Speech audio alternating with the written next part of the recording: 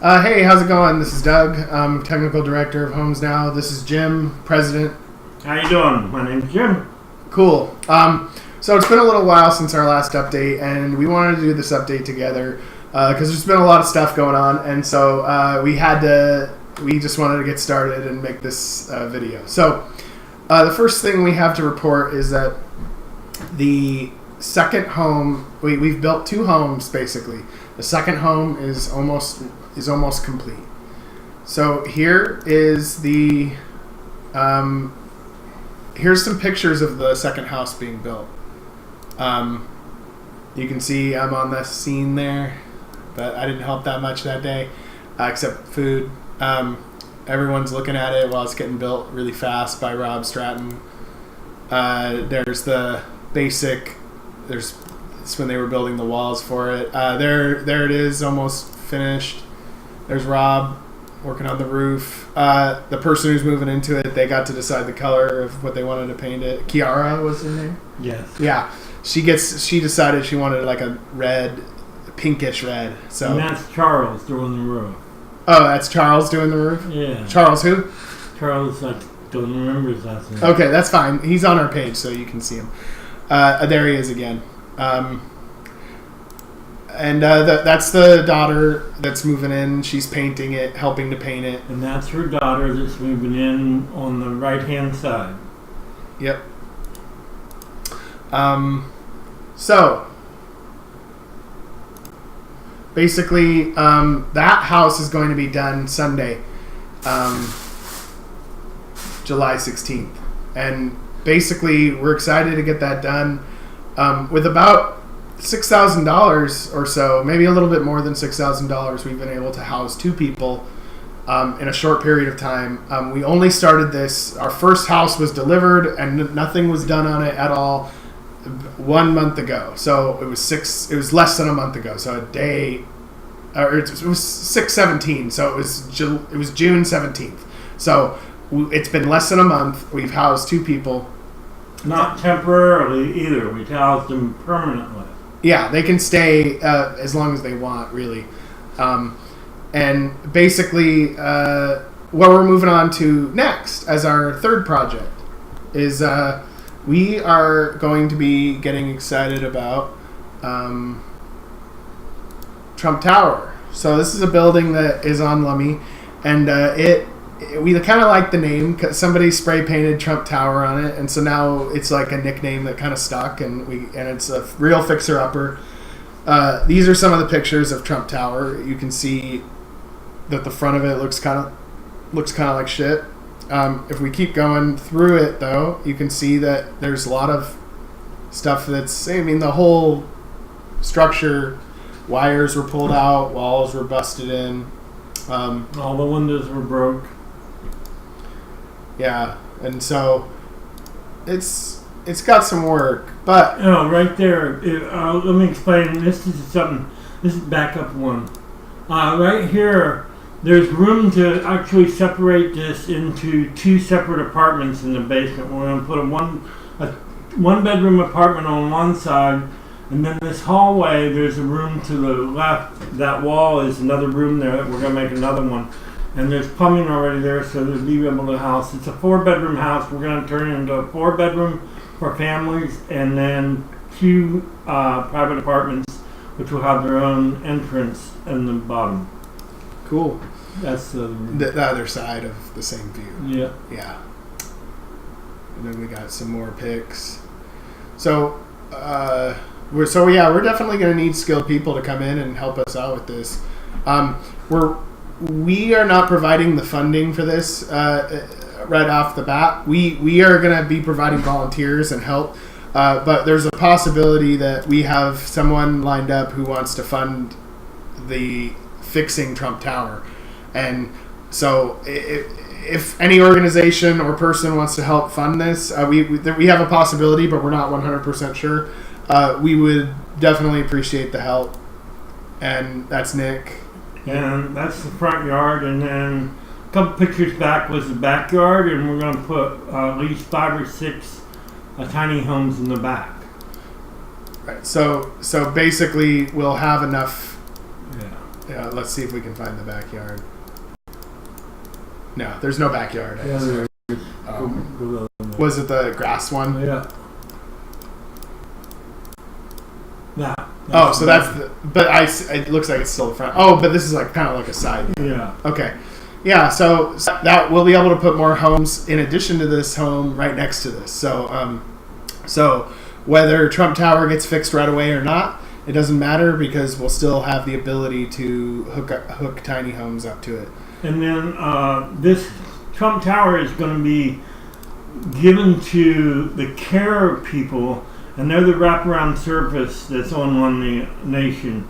And they're the ones that provide the mental health, the alcohol, and this will be for people coming out of treatment, going in there instead of coming out of treatment and going on the streets. They'll be coming out and going into a home. Nice. Yeah, so we're excited about that. Definitely, for us to keep moving forward, we're definitely going to need donations.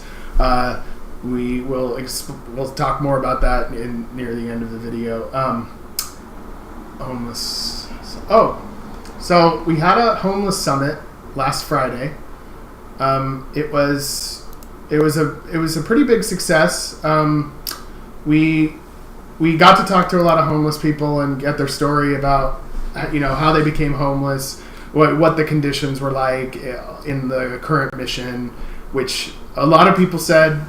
What did they say, Jim? Well, what I heard from, I'd say over 75% of the people that I talked to personally, they wouldn't stay at the shelter because it was too filthy, bed bugs. They wouldn't take their shoes off to take a shower in the shower room.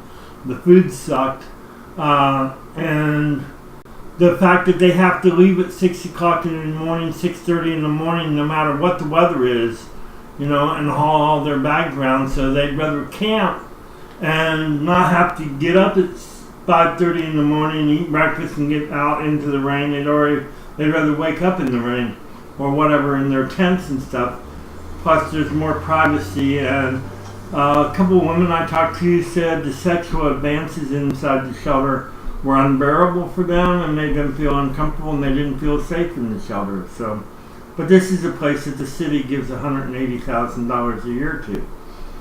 Right, and what's interesting is, let's see, do we have that? Do you have any pictures of the summit? Yeah, that's what I was looking for. Okay, I'll find pictures of that while we're talking about the next thing. Yeah. So let me find them. I can find them really quick. One sec. Sorry, guys. But the summit was not us talking to the homeless, but the homeless telling us what they needed and what they wanted. And we heard some pretty amazing stories, and about 40% of the people that I talked to had full-time jobs. They just couldn't afford the rent, and they couldn't afford to pay first month, last month, and deposit. And for instance, this couple right here that we're looking at, they've been homeless for 10 months. He works full-time. They live in the car. She, through being homeless, lost her meds for her bipolar and that. But she can't get new meds because they've accused her of selling them instead of just losing them. So she's without her meds. And it's kind of an amazing story. These are more people that showed up. Same. This is one of my favorite guys. I don't remember his name, but he really made an impact on me. He reminds me of me when I was homeless for 15 years, where you just learn to survive and make the best out of it, And there's me. I forget these people's names too. I'm sure I'll see them again. They were asking about our organization because they were wondering who we were. They were wondering they weren't homeless, but they have been homeless before, and they were wondering what we were about, whether we were religious or not, which we're not religious, by the way. And they wanted to know what our agenda was because they hadn't seen us before. So I did the best I could to explain that.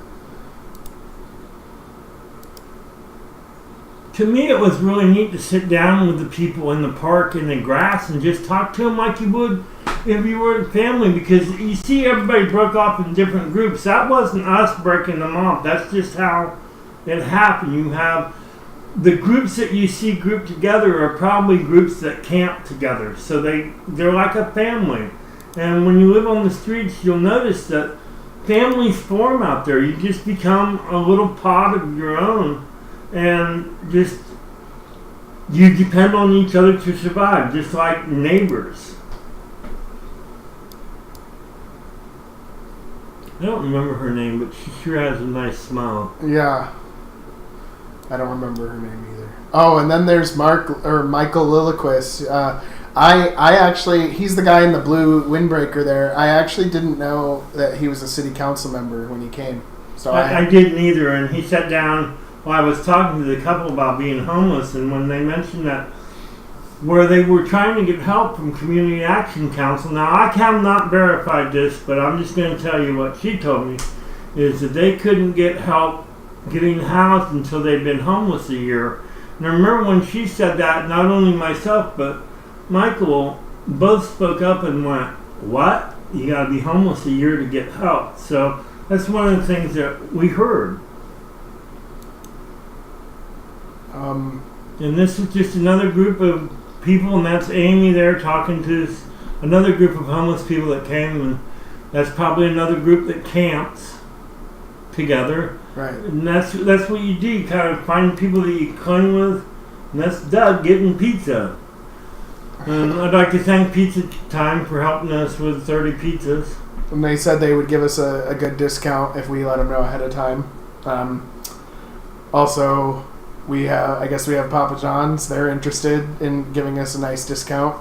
And then La Fiamma wants to give us a nice discount. So we're good on pizza. Pizza's looking good for future events. And that's Jim, of course.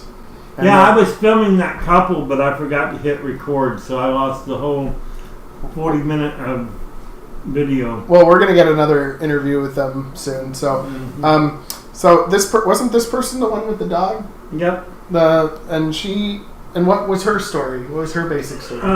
She's homeless because that's her service dog, and the landlord kicked her out because of her service dog, which is illegal in the state of Washington. But when you're poor, you don't have time or money to get a lawyer. To go through the legal system. So you just end up being pushed to the breaking point. Yep. And there's Carol helping out with pizza, too. A lot of people helped. Yeah. Oh, yeah. To me, it was probably one of the most enlightening things that I've seen done in Bellingham. And I think a lot of the people that were housed that showed up were kind of amazed and maybe shocked a little bit about the stories that they heard. Yeah. So that was a success. And I know, I know that it was a success because we're suddenly getting noticed by a lot of the political scene in town. When I share posts of our page, I had Satpal Sidhu on my page. He popped up, and he said thank you for your work and everything. He was polite in that sense, but he also kind of had the idea that sorry, I'm trying to find the file here. Fuck. Okay.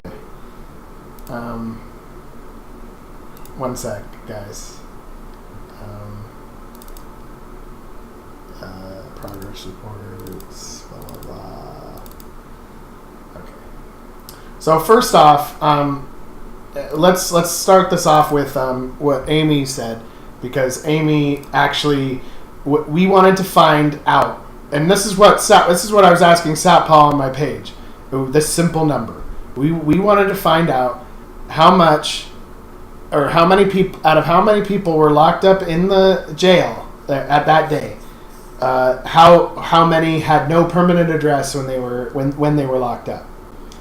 So Amy Glasser was really nice, and she found that statistic for us. And out of 328 people, 52 had no permanent address when they were booked up, and that doesn't include people that might be like semi-homeless, like they are couch surfing and stuff like that. That does not include them. It just includes people that for sure have no address and nowhere that they can even put down. And that doesn't include the people that used the mission as their address when they got locked up, because we don't have no way of knowing that figure. Right, and so in other words, about 16% of the locked up population was homeless, for sure.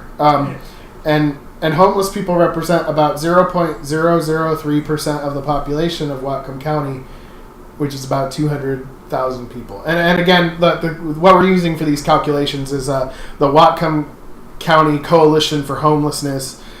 They put statistics out about how many homeless people there are. So we're using the very safest numbers here.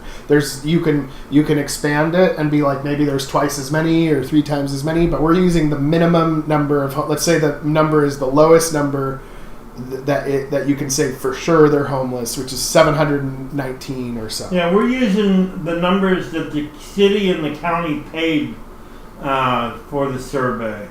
Right. So we're using the official numbers. We think the official numbers were wrong, and the problem is worse than what the official numbers say.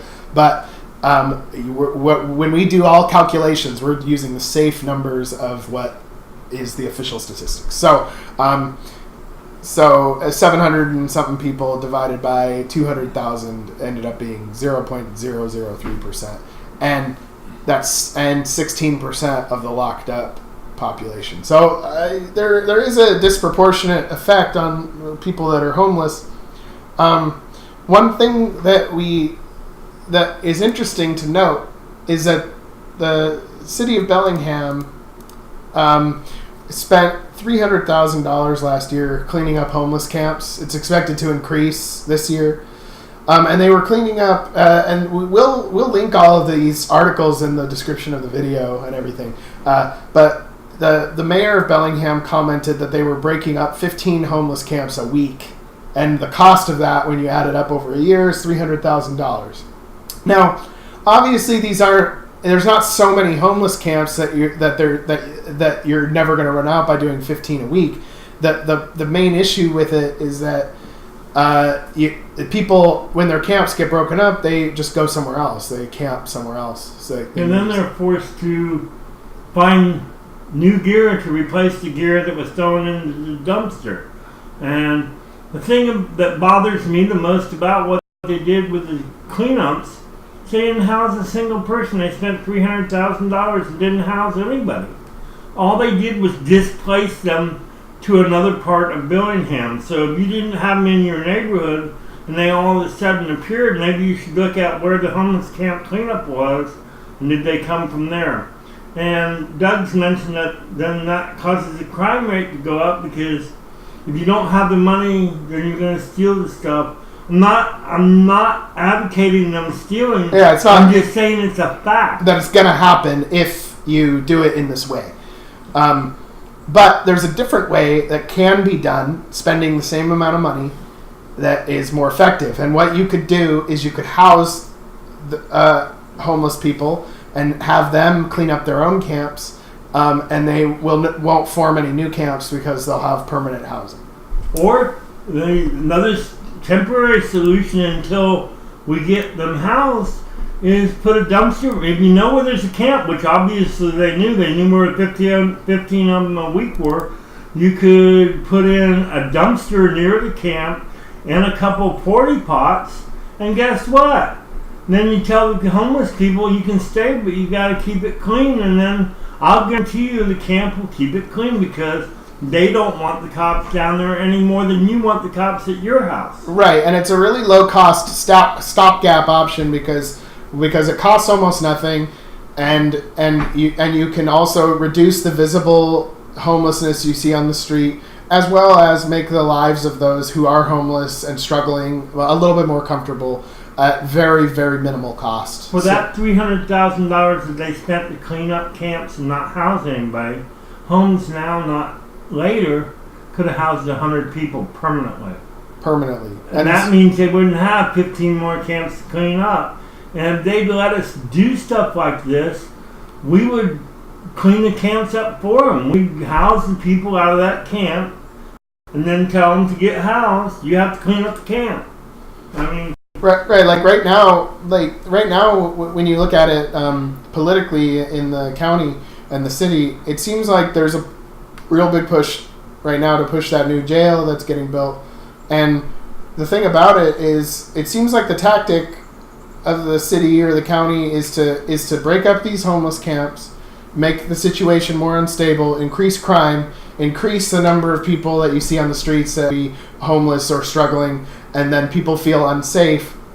And then in order to come in and make them feel safe, you present this new idea for a fancy new jail. But in fact, you wouldn't even need it maybe if you were able to prevent the problem from occurring in the first place, and what people see on the street would change. But it would be the right way instead of the wrong way, which is to lock people up in cages for that.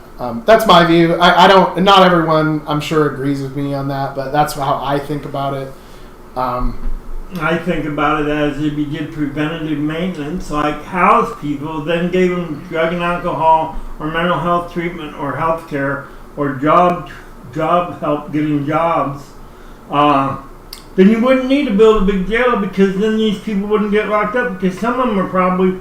I haven't looked. I'm going to do the research next week. I've been waiting to get a microphone that I can tape stuff with, and now I've got it. But the whole thing is to find out, what are these people locked up for? They're homeless. Are they locked up because they were drinking in public? Well, if they're homeless, they don't have a home to drink in.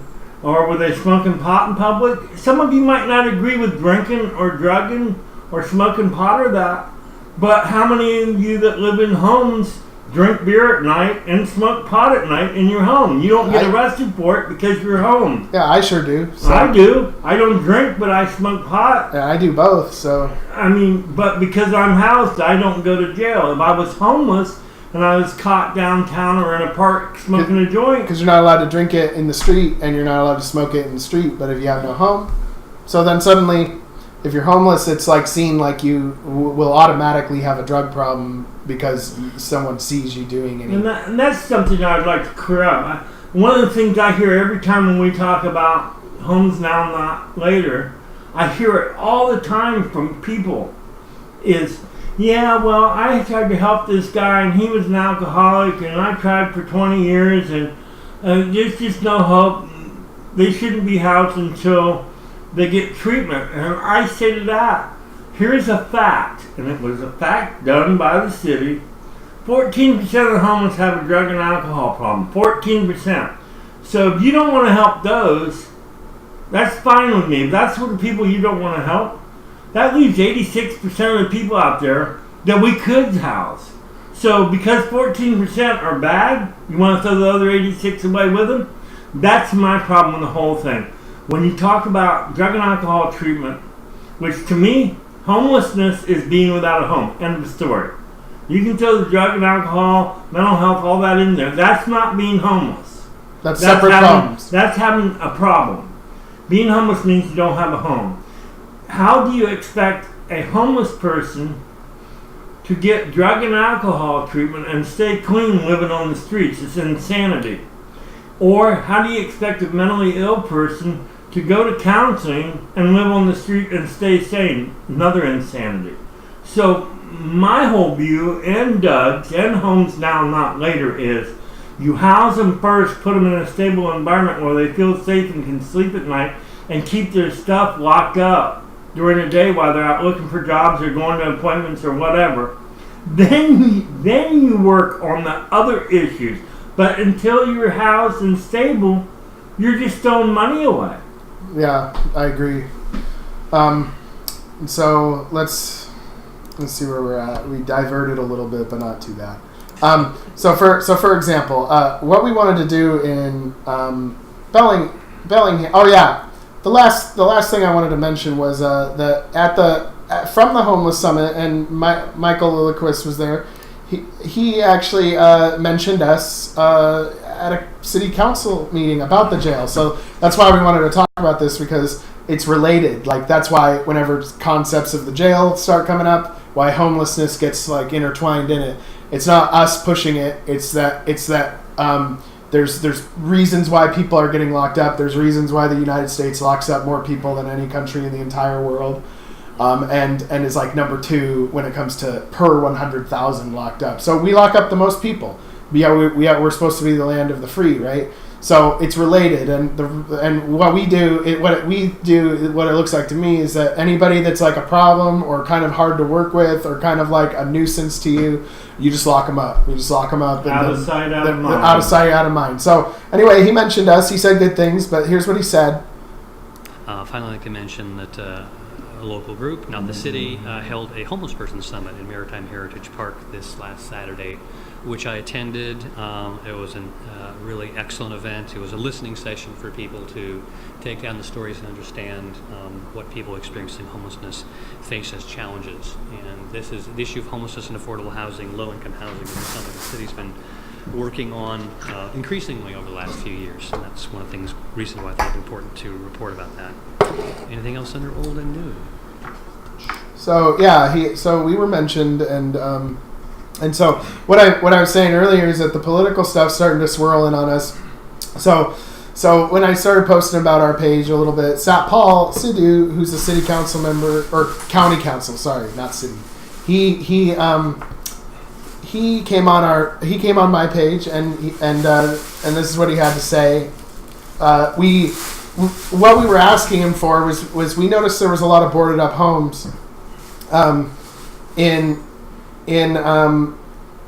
Bellingham, and basically what we wanted to do is we wanted to take these boarded up homes and fix them and house people, and because zoning is a little bit weird in Bellingham, we're not actually allowed to build the tiny homes in a lot of areas because they're too small. 8x10 is too small for a permanent dwelling or whatever,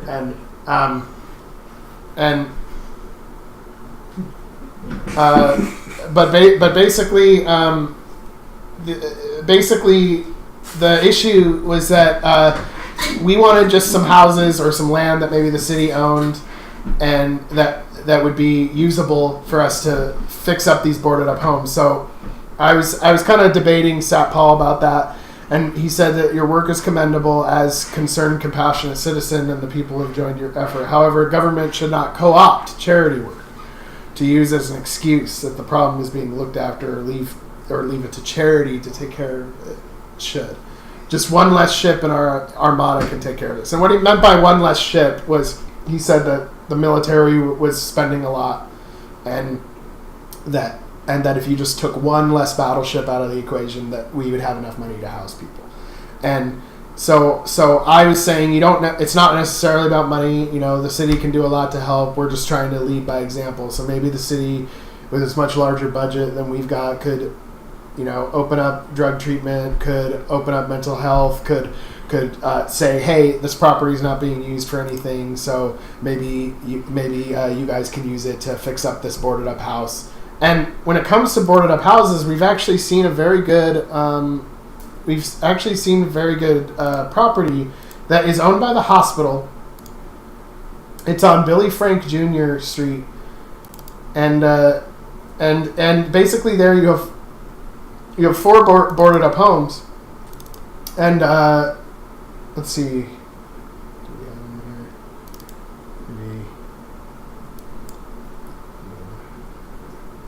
Well, in any case, I can't find the pictures of the homes, so I'm not going to dig for them. But it's on Billy Frank Jr. Street. It's just down the street from Western, and these houses are owned by the hospital. So they don't have any immediate plans to use this property.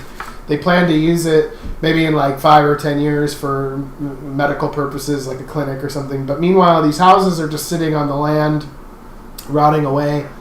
And so it doesn't even have to be those houses, but we guarantee that the city or the county owns land that does have unfit dwellings, and so that's why we've been debating that. And the thing about the hospital-owned houses is, no matter what or when, those houses are going to the ground. The hospital has no plans to use those houses. They plan on destroying them. Just they don't know when. Until then, they're going to leave them boarded up, and that's just facts. Yeah, and so to us, the way we see it is that if you see that there's homeless people on the street and you have empty houses that are boarded up, there's got to be a way to use them to house people. I mean, it's like 1 + 1 is 2, right? And so that's why we've been kind of getting into debates with the politicians in our local area, and one of the other ones that came up was Todd Donovan. So let's see, we'll go here, we'll go to videos, we'll go to progress reports, and so if we go to what Todd Donovan had to say, he said that, you know, about abandoned houses are far and few between, and guys out there taking pictures of your front yard. Oh, weird.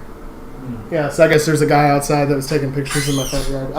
But anyway, what Todd had to say was, he said that they're private property if you do see boarded up houses, and that they would need to be purchased, and that the city doesn't have that kind of money.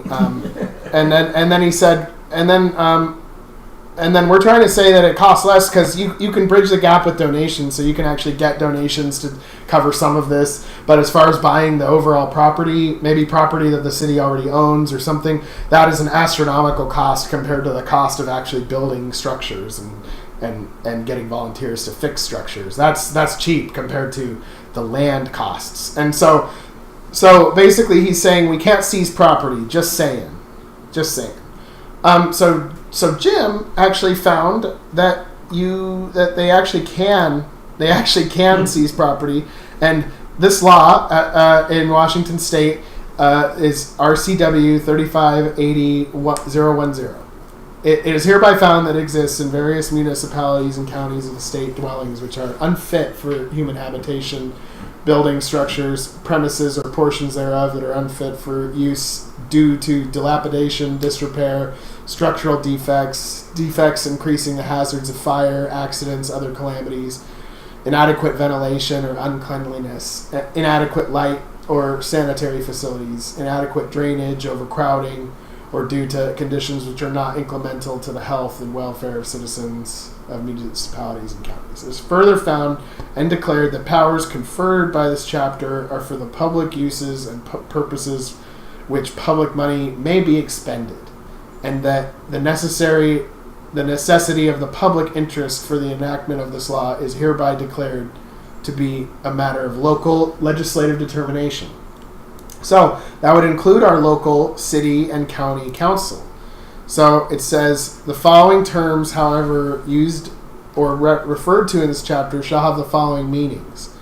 Different meaning is defined in this context. Board shall mean the improvement board, and so they have to create an improvement board that kind of looks over these properties, and then the local governing body, which means the council, board, commission, or other legislative body. Municipality is city, town, county, or state. Public officer shall mean any officer who is in charge of any department or branch of government. Blah, blah, blah, blah, blah, blah. In other words, they have the means to take a home if it's boarded up. Right. If it's boarded up and being unsanitary or unsafe, or people are using it for a crack den or something like that, they have the legal authority to seize those buildings. And then once they do, they have the ability to decide how it's going to be used. So for county council member to say that it's not possible is kind of just not true. And so that's why we wanted to chime in with that. Beyond that, though, what we need next moving forward. Let's take a look really quick at our expense report for the second house. That's the wrong one. The expense report for the second house is we're going to start doing these expense reports as a total now, because we're going to have multiple houses going at the same time and stuff like that. So far we've built too many homes. We haven't done a full repair of an existing full house yet, but we've built too many homes. It was a total cost of $6,280. The second mini home was significantly less than the first because we built the second one ourselves with volunteer help. And the first one, we bought the outer structure and refabricated the inside to be like a normal house. And so we have about $442 remaining in the account. We definitely need you to donate to keep this engine moving. We have a number of ways to donate. We have our GoFundMe page, which is in the picture of this, and that's for a one-time donation. We also have our PayPal donation link, which is also for a one-time donation if you have PayPal already. We've recently set up a Patreon, and that's if you want to make monthly donations. So if you wanted to make a monthly donation of say $5, or so every month you pay $5, or every month you pay $50 or something. Or 10,000. Or 10,000. Yeah, we've got that set. We've got the ability for that to be set up. You can also write checks to HomesNOW. We are a 501c3, and you can write checks to us. And your donations are tax deductible. And all donations are tax deductible, no matter which way you do it. It's just if you don't feel comfortable and you want to go old school and write a personal check, write it to HomesNOW. And have it mailed to us, snail mail. Wow. Right. And please definitely subscribe to our YouTube channel. Definitely check us out on Facebook. If you want to volunteer or if you want to donate, we have on our website homesnow.org. We have all the forms to fill that out. We have a form for volunteering, which has separate types of ways to volunteer. We have forms for donating, which is for either supplies or money, or however you want to donate.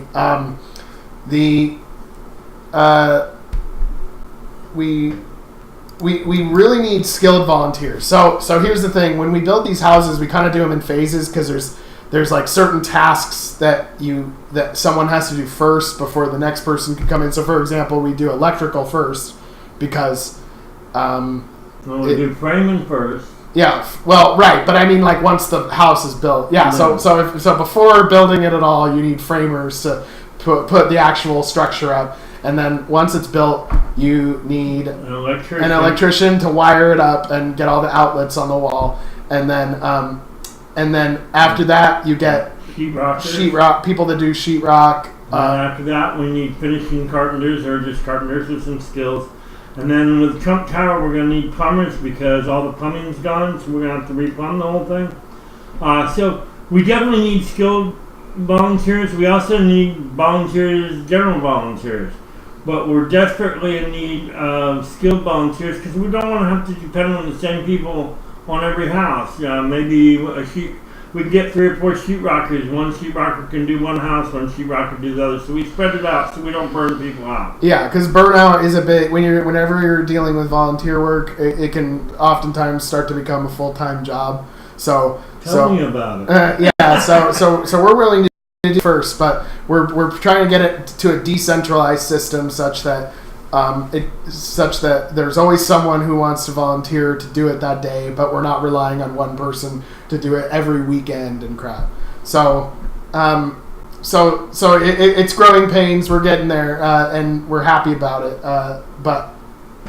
The last thing we wanted to mention is that we're going to be doing another homeless summit because our first one was such a big success. And we're going to keep doing these as a regular thing. Every month, yeah. And so what we learned when we talked to the homeless last time was we asked certain questions, and then we realized after we were asking those questions that some of them were good. We needed to add some more. And so this, one sec, let me get it ready here. This is actually our basic questionnaire that's on our website. And so, if I were to zoom in on it, it says, "Are you homeless and you need help?" We get our funding all through private donations, so we're going to do everything we can based on what we've got. But we want to get their name and info into our database. But again, we don't even have to have them fill this out. We can do it with video and then we can fill it in ourselves. But the basic idea is their name, where they came from, what caused them to be homeless, how long have they been homeless, what do you need to be housed again, do you work, do you have a support system, do you use the mission, if so, what are the conditions there, how do you feel about it, would you be willing to tell the city or county council your story, what do you need, what do you want, what would help you right now to be more comfortable. Example, trash cans around the camp, porta potties, public bathrooms in certain areas, specific supplies, gear, etc. Do you need help with mental health or addictions? Are you a veteran? What's your favorite thing about Bellingham? Just kind of a fun question to take the ice off, take the heat off. Would you like to call anybody right now to let them know that they're all right? So one thing that's for sure is that a lot of people that are homeless, they have cell phones, but they don't have they don't have a permanent cell plan, right? So what we're going to try to do is anyone who wants a cell phone number and a way to call people and text people, but they don't have any money at all, we're going to try to set them up with Google Voice so that they can have a fully functioning phone wherever there's Wi-Fi. So they can go to Starbucks or they can go somewhere where there's Wi-Fi of any kind. Wherever. Yeah, and then from there they'll be able to call and send texts like normal to whoever they want without any phone plan and with a price of $0. And So it helps them with job seeking. right, someone has to call them back for an interview. I mean, all kinds of things that you use your phone for. Imagine not having that option and trying to survive. Most of us can survive 5 minutes without a cell phone, let alone live without one. So, Right. So the first homeless summit was a success. We're going to do a homeless summit and barbecue on in the park again on August 12th, 2017 at 5:30. at 5:30 p.m. To about 7:30, might go longer. There's a little bit different about this homeless summit. Last one we just had pre-cooked pizza. Well, I remember as a homeless person when I was homeless, never got to go to barbecues anymore, like a backyard barbecue. So we're going to barbecue and that. So if you want to help, like bring a side dish, potato salad, macaroni salad, vegetables, whatever. You know, we're going to try to have a regular barbecue. Plus, we're asking people to bring donations, and it's not just typical donations. Do you have a donation list that we made up? I do have the donation list. So we are going to need... So here's the thing. We talked to homeless people at the first homeless summit, and there's some really basic supplies like that we kind of take for granted. Like we've always got it, but we don't always got it. And so there's people that are really struggling with the basics, and so even a basic... even some basic supplies would help them out. So I have a list for that. I'm looking for it right now. Go to the homeless summit. It's only homeless summit 2, and then here we go. Okay, great. So we let me put it on the second screen here. So we have a number of supplies that would be helpful if you have backpacks or rolling luggage for people to hold stuff in, because we found that we had extra food and they're like, oh yeah, go ahead, take it with you, but I don't have anything to hold the food in.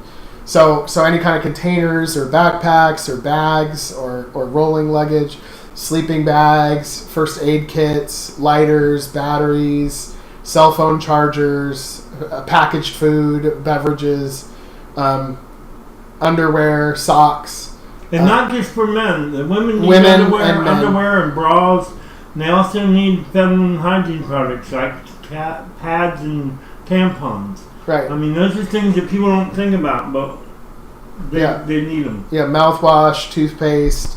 Dog food, cat food. There's a lot of homeless people that have dogs and cats. Right. And also, if you have old cell phones that are just sitting around in the drawer that you don't use anymore, bring them. They're chargeable and they can fire, they turn on. We can turn those into free phones for the homeless with Google if they gotta have Wi-Fi ability. Right.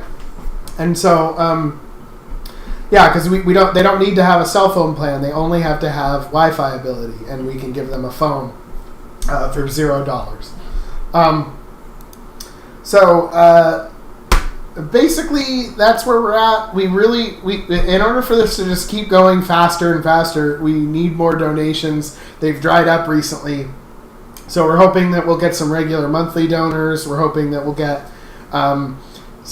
even some nice one-time donors. We're serious. We're not fucking around. We're really trying to solve this problem. We're not talking about it. We're doing it. Right. And that's one thing that we're really adamant about is we're not talking about solving homelessness. We're actually doing it one person at a time. Right. And so we know that it's a long road, but it can be crossed quickly if we have the resources to do so. So we've tried to work with the city and county. So far they've been encouraging us and saying what we're doing is good, but not really wanting to help. And so we're relying on you to help make this a reality. And if you own a small business or you know a small business owner, ask them if they want to get involved. I talked to Albert at Papa John's today, and he's wanting to work with us. I talked to Jack, who 7-Eleven on Lakeway, and he's going to do a thing every Friday for HomesNOW. So if you're a small business or you know a small business owner that wants to be involved in the community, not just talking about doing something, but actually when he gives money or time or whatever, actually stuff's going to happen immediately, and we're not going to hold a meeting and talk about it. We're going to go out there and do it. Let them know about us. I mean, seriously. And share the video, because the more people you share, the more we reach. Because the people I can reach, you can reach a totally different set of people. Just like I can reach a totally different So set. the more you share, it's like I share one person, and then two of those people share, and then we're seeing it's a big pyramid, and we reach millions of people. And that's how we're going to do it. We're not going to do it by sitting on our hands talking about it. We're going to be out there doing it. And I really appreciate all the support we got, all the volunteers that we got. I mean, without you guys, this wouldn't have happened. It was my vision in 1994, and it's coming to life. And we're moving at breakneck speed. I had to take 2 days off. The last 2 days, I've basically done nothing because I was at burnout stage from going so fast. But now I've rejuvenated a little bit, and Sunday we're going to be drywalling at 10 o'clock. So if you want to come out to the site and help us. We don't need a lot of people, but we need strong people that can climb ladders and hold sheetrock above their head. And we're gonna definitely, all these videos are gonna be a regular thing. We're gonna be keeping you up to date on exactly how much everything costs, exactly what we've done, and exactly what we're planning to do. And we run a completely 100% transparent organization. And if the person watching this that broke into Doug's car and stole all our bumper stickers and our literature for HomesNOW, if you'd like to give that back to us, we'd be more than happy to take it back.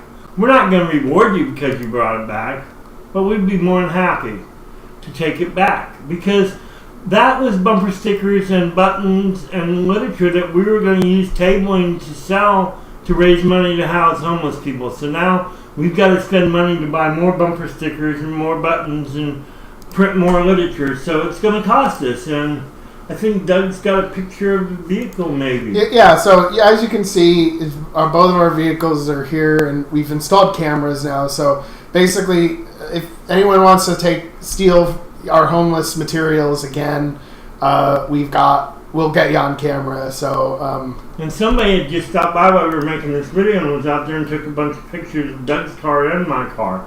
So I don't know what that was about. So. Yeah, that was weird. But in any case, thanks a lot, and let us know if there's anything you can do to help. And we really appreciate your donations, your time, your volunteering, and everyone who's helped out so far. If this wasn't a team effort, it wouldn't happen. So we hope to keep the energy moving and keep the momentum moving forward and making this shit happen. Thank you all.